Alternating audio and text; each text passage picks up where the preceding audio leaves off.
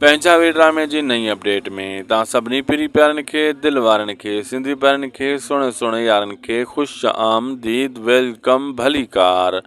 दरअसल दोस्तों शाहिद खोसो work YouTube channel में जेका नवां या पुराणा दोस्त आहिनि सभिनी खे अॼु पंजाबी जी वॾी अपडेट ॾियण वारो आहियां।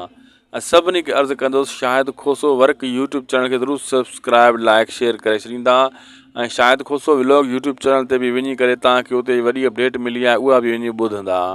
हलूं था अॼु जी अपडेट जी तरफ़। दरअसल दोस्तों पंजाबी ड्रामे में हाणे बहितरीन मोड़ इहो आयो आहे त रुंडे वारा ऐं जाबर वारा हिकु थिया आहिनि। मां कल्ह ई तव्हांखे अपडेट ॾेई छॾियो। कल्ह ऐं परीं वारी अपडेट में मां ॿुधायो इहे तमामु जल्द हिकु थियण वारा आहिनि। तव्हां ॾिठो इहे हिकु थी चुका आहिनि। हलां दोस्तों ॿियो तव्हांखे मां इहो ॿुधाईंदो हलां त इहे पाण में हिकु वक़्ती तौरु थिया आहिनि छो त इन्हनि जा मफ़ाद हिकु आहिनि। जीअं इन जा मफ़ाद अलॻि थिया त रुंडो इहो वरी जाबर खे धोखो ॾींदो ऐं जाबर ख़ुशि न थिए त रुंडो मूंसां यको हलंदो छो त रुंडो जाबर जो वॾो दुश्मन आहे।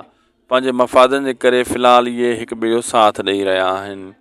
वीडियो पुॻो पंहिंजी पुॼाणी ते असांखे ॾींदा इजाज़त। शाहिद खोसो वर्क यूट्यूब चैनल खे ज़रूरु सब्सक्राइब लाइक शेयर कंदा ही अव्हां जो ई पंहिंजो चैनल आहे। अल्लाह हाफ़िज़।